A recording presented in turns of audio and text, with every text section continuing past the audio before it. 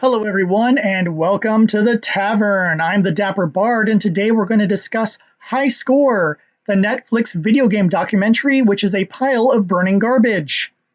Okay, it's not that bad, but boy, is it bad. I'll go over some of the good points, but after that, we'll discuss why this might be the worst video game documentary I've ever seen.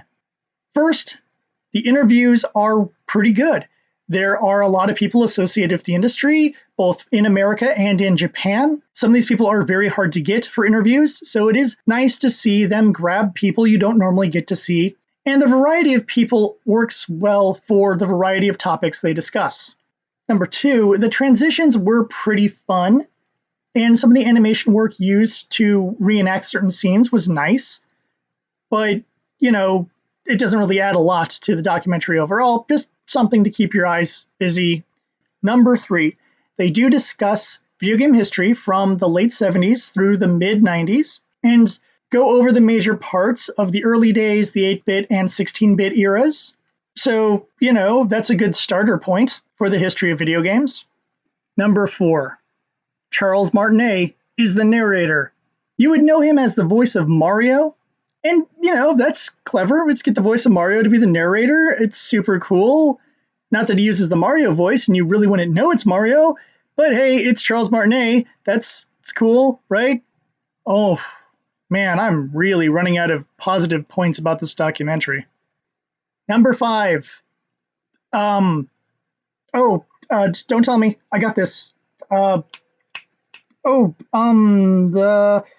was on Netflix, so there were no advertisements. Hey, that's cool. No commercials on my Netflix.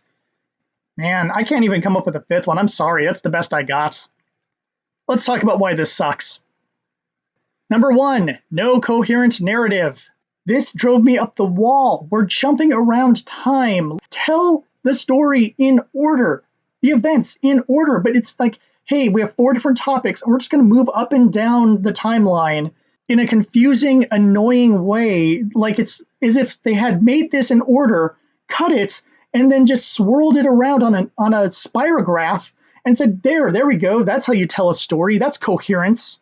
Now, I know a lot of the stories they talked about, so it doesn't throw me off too much, but it is really irritating when they're just jumping around like that. Come on, people, tell a coherent narrative.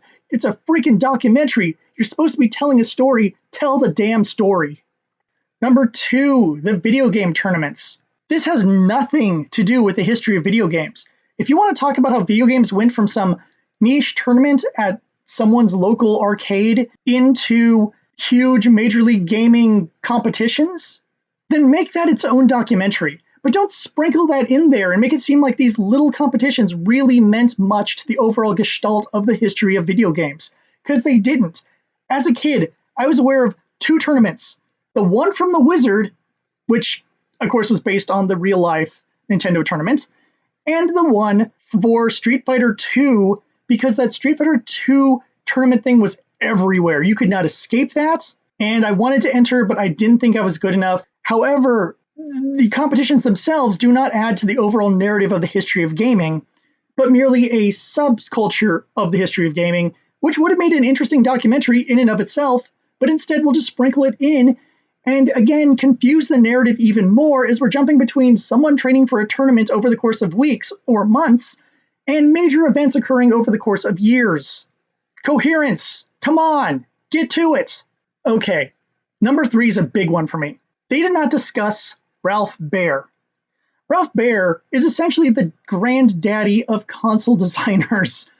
He helped make the Odyssey and the Odyssey 2. His influence on the mechanical design of a video game system is so important that I don't have time enough to discuss it here on this show because I want to keep this in a capsule format.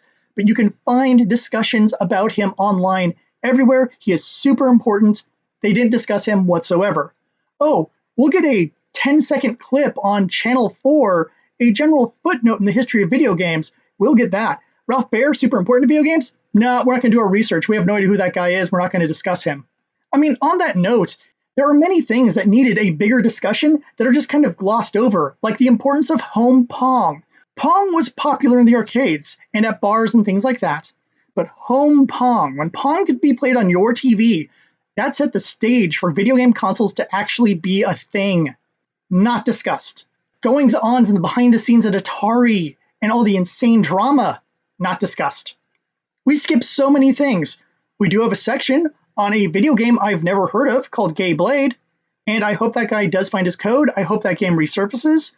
But in terms of history, it's not important comparatively to the things that were cut out, to the things that weren't discussed, or the general misinformation, like talking about Final Fantasy being this huge popular thing in Japan, when the big RPG in Japan that Final Fantasy was aping off of was Dragon Quest. No, we can't talk about Dragon Quest because it's not as popular in America, and as we all know, popularity is far more important than historical accuracy. Let's talk about the one-sided interviews. There are two people they talk to, one of the creators of Mortal Kombat and one of the creators of Doom. But the thing about those games are, they had two major creators. And actually, in the case of Doom, I'd even argue 3, possibly even 4, depending on how more in-depth you want to get on that. But you're telling me you got Romero, but you did not get Carmack? Carmack's an eccentric, sure. Don't know how good of an interview he would give. But Carmack was the person, the reason Doom is as good as it was Carmack's game engine, was his developments in bitmapping. Not discussed. We have two creators on Mortal Kombat. You get the one side of the story, you don't get the other side of the story. And as far as I know, Tobias and Boone are still on talking terms. They're still on friendly terms as far as I know. Just one of them's at NetherRealm and the other's off doing something else. I understand when you can't get someone to discuss their role in the history of games because maybe they're dead. However, if you have the money to fly overseas for interviews, I'm pretty sure you can find the people who made various American games. And we end up with these half-completed stories. Which brings me to my final point. There are so many half-completed stories and abridged retellings of things.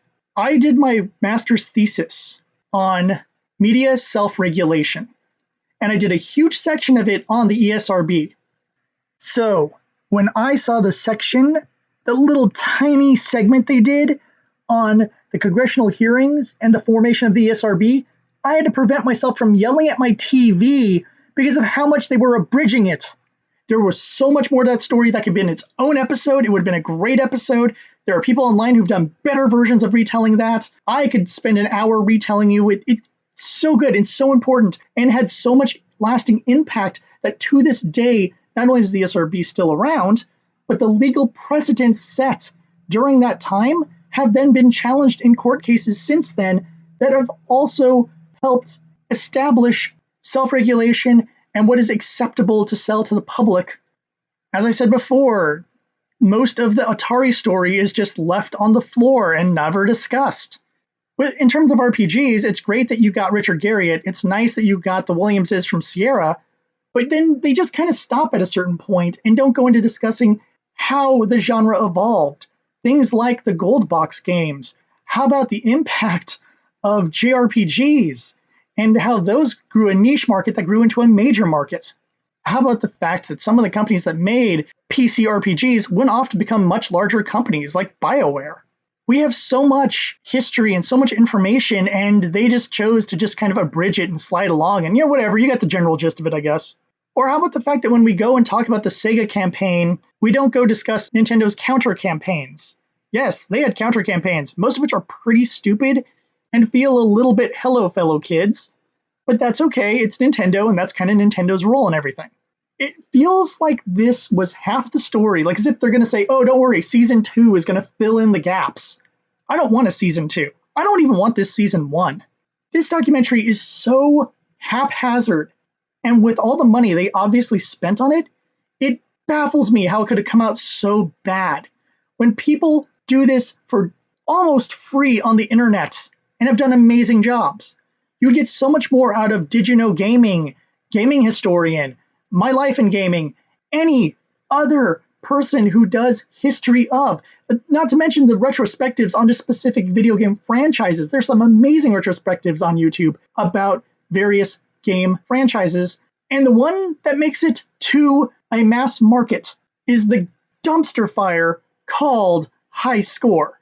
When I was told about this, I was actually kind of excited. I was like, you know what? Toys That Made Us did a very great job of going through that. There have been other Netflix documentaries that have been very, very good. or they get some high quality documentaries, and this mess is what we're given. It is disgusting that this is it. I don't know who this is for. I can't imagine kids being super interested in the early days of video games, and if they are, they're probably watching YouTubers who are doing a better job. It's not meant for those who've lived it, because we know that there's inaccurate information in a lot of these places, especially on the 16-bit era stuff. Then there's the older demographic that's in the position of, oh, my kids used to play the Nintendo and the Super Nintendo, but then you see the weird incoherent narrative, and how are they supposed to enjoy it? I don't know who this is for, but it is god-awful. It's terrible. If you haven't seen it, skip it and go watch your favorite video game history YouTuber. There's so many of them. They're so great. Instead, this is what we got. It was produced by some people from CNN, I believe, or something like that. It doesn't matter because it was garbage. Whoever produced it should be ashamed. And I can only hope the next video game documentary that gets created is 1,000 times better than this. I know a lot of this turned out to be a bit of a rant, and I'm generally sorry about that. I wanted to make my review things more of a discussion, but this topic gets me emotional. This topic is important to me. Not only was it connected to my master's thesis, it's my childhood. I still have fond memories of playing Super Mario Bros. 3 with my older brother on the original hardware. I still have great memories of the first time I beat Final Fantasy 3 on the Super Nintendo, the first time I beat Chrono Trigger, the first time I beat Secret of Mana. I remember playing the hell out of Mortal Kombat on the Genesis. To this day, I still love Sonic 2. I read the video game magazines back in the day. I felt like I was part of a community that couldn't be reached as easily as it could now via the power of the internet. And when you do a documentary about all that, and you botch it so hard, of course I'm going to get angry. My final verdict, this is a skip. A very hard skip. Thank you for joining me. Please like and subscribe. And if you have a recommendation for a movie, TV series, or documentary I should check out, please let me know in the comments. Until next time, I'm the Dapper Bard, and I'll see you at the tavern.